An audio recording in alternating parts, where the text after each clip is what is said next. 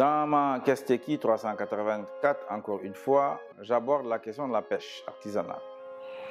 J'ai déjà rappelé qu'elle est ouverte aujourd'hui aux entreprises chinoises, aux bateaux chinois, sous prétexte d'être couverts par des Sénégalais. Les bateaux coréens, même les Chinois de Taïwan sont à Dakar.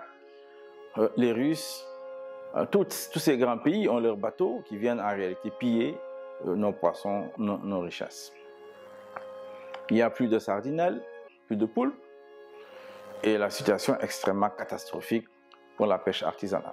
C'est la raison pour laquelle beaucoup de piroguiers, beaucoup de pêcheurs, ne trouvant plus de poissons, offrent leur service de transport dans des pirogues Barzac pour les jeunes Sénégalais chômeurs, déterminés et courageux, prêts à affronter les mers pour aller en Espagne ou en Italie. Cette situation est extrêmement grave, tout le monde le sait.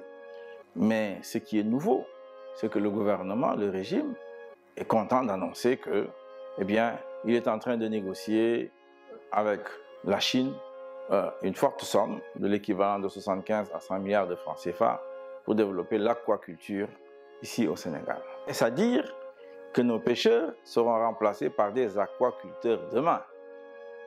Est-ce la raison pour laquelle, en réalité, on pille nos ressources de telle sorte que les piroguiers n'aient plus d'autre choix que de laisser la mer? Si tel est le choix du gouvernement, nous mesurons toute la gravité de la situation. Et c'est la raison pour laquelle il est extrêmement urgent de se mobiliser, les pêcheurs, toute la communauté de la pêche, toutes leurs familles, tous ces 600 000 Sénégalais qui sont dans la pêche artisanale se mobilisent comme un seul homme pour en finir avec ce régime le 25 février 2024. C'est la voie, c'est la seule voie en réalité. Et à partir de ce moment-là, nous arrêterons ce trafic de pêche. Nous allons aider les piroguiers à reconquérir les mers et ainsi nos enfants qui veulent aller dans les pirogues Barzac, nous allons les convaincre de rester ici, de mener le combat avec nous.